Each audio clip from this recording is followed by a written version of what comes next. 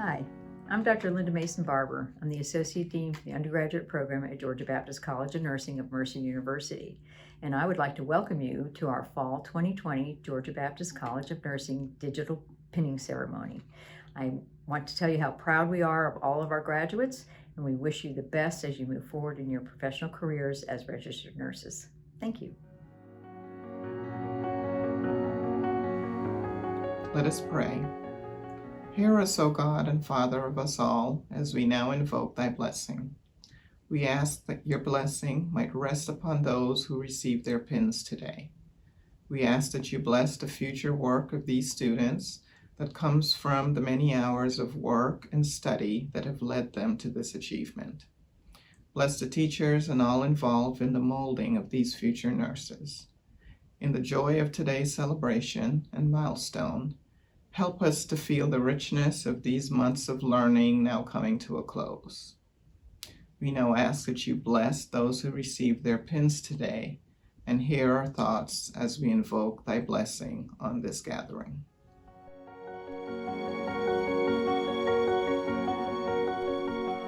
Hello, my name is Dr. Linda Streit, and I serve as Dean for Georgia Baptist College of Nursing of Mercer University.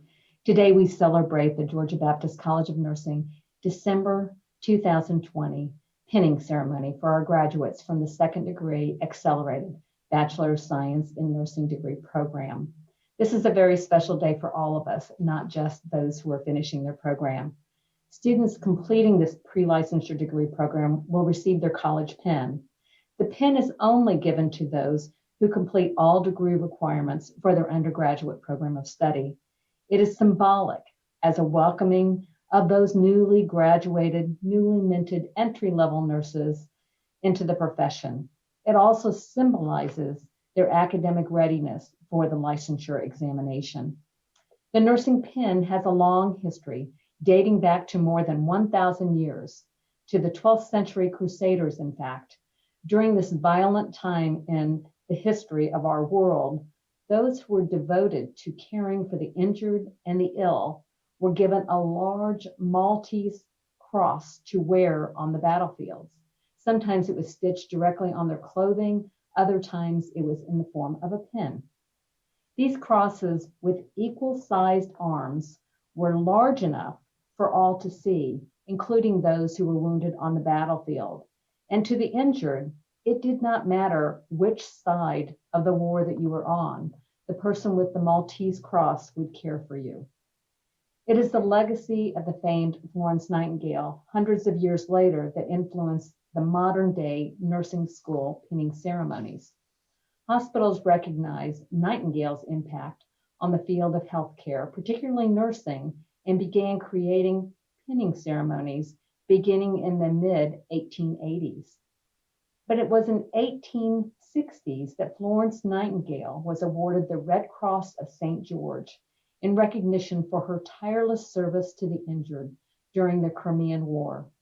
All graduating pre-licensure students receive a pin as a sign of devotion to the welfare as well as well-being of society. We gather here today to celebrate the completion of an academic journey, your journey, the accomplishments of these men and women who are here today who have completed their rigorous programs of study. To the men and women we celebrate, congratulations on your accomplishments. We are all pleased to celebrate this momentous day for you. There is an old saying that I heard very recently, and it certainly fits with the pandemic in play. It goes, "May you live in interesting times." It is uncertain who said it first and who made the expression first, but I think it certainly may have been wished on us during this pandemic time. During our healthcare challenges this year, nursing remains steadfast, courageous, front and center. Indeed, what professional is more laudable than nursing in terms of making a difference, in capital letters, in the battle against COVID-19? You have been educated during this crisis. You are the workforce to prevent and conquer future health challenges. It is no coincidence that nursing remains the most trusted profession in America. Who else would you want on the front lines? I wish all of you the best on your professional journey. Remember where it started, right here at Georgia Baptist. Join us at future alumni events and gatherings when we can all gather again. Above all, make us proud. Make us proud of the education that you received. You are a part of us. You stand on the shoulders of giants who have gone before you. Congratulations, and I wish you much success.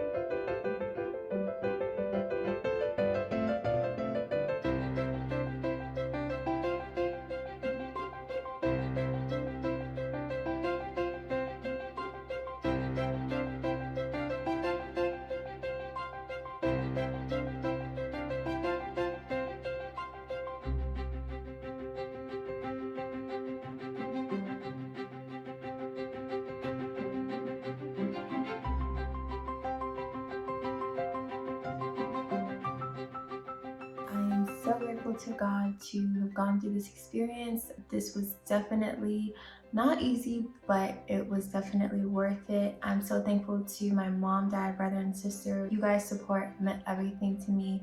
My friends, Mercer's faculty and staff, thank you to you guys too. You guys were also amazing. I'm just so excited and I'm so proud of us.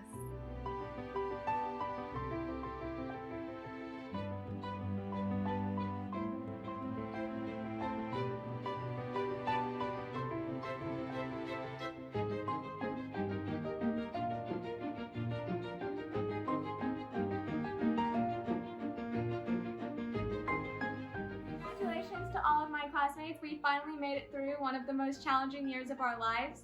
I would just like to take a second to thank my mom and my dad and my boyfriend Jack for all of their love and encouragement and answering my phone calls when I call them panicking after a test and telling me, Hannah, you do this every time. It's all going to work out. It did, thankfully. And I would also like to thank Emily, Sarah, and Asia for all of their help throughout all of our classes together. You guys are the best.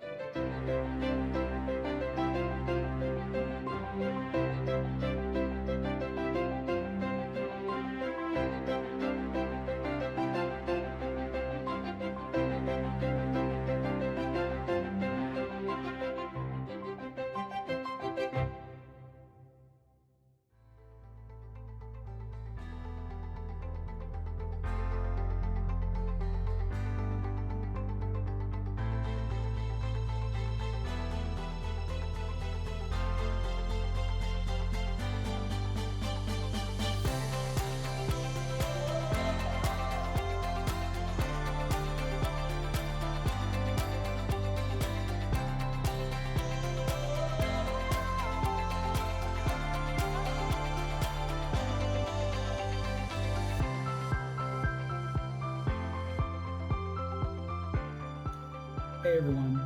Congratulations, December graduates. Can you believe it? You did it.